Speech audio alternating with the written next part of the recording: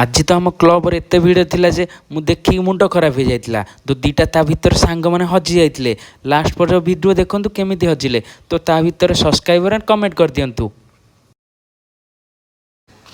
Hello ଗାଇ, ସ୍ୱାଗତ କରୁଛି ଆଉ ଏକ ନୂଆ ଭିଡ଼ିଓକୁ। ତ ଭିଡ଼ିଓରେ ଥିଲା ଯେ ଆଜି କିଛି କାମ ନଥିଲା, ସାଙ୍ଗମାନେ ବକଚୋଦି ଲଢ଼େଇ କରିବାରେ ଲାଗିଯାଇଥିଲେ। ତ ଆମର ହୋମ୍ ଡିଜେ ଥିଲେ କି ରବିନ୍ ଭାଇ ଦେଖିଲା ତ କେହି ନାହାନ୍ତି, ଲାଇଟ୍ ମ୍ୟୁଜିକ୍ ତ ବଜେଇବାରେ ଲାଗିଥିଲା।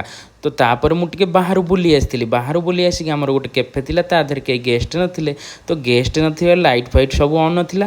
ତ ତାପରେ ମୁଁ ଭିତରକୁ ପଳେଇ ଆସିଥିଲି। ଭିତରକୁ ଆସିଲା ପରେ ରାକେଶ ଭାଇ ଆମର ଗେଷ୍ଟ ରିସିଭ୍ରେ ଲାଗିଯାଇଥିଲେ। ତ ଗେଷ୍ଟ ଗୋଟେ ପଳେଇ ଆସିଥିଲେ।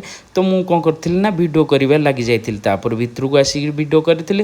ସାଙ୍ଗମାନେ ବହୁତ ବକଚୋଦି ଚାଲିଥିଲା। ବକଚୋଦି ଚାଲିବାରୁ ମୁଁ ଟିକେ ଇଆଡ଼େ ସିଆଡ଼େ ଭିଡ଼ିଓ କରିଦେଲି। ଭିଡ଼ିଓ କରିବାରେ ଲାଗିଯାଇଥିଲି। ଭାଇମାନେ ସବୁମାନେ ଏଠି ଅନେଇଥିଲେ ମୋତେ।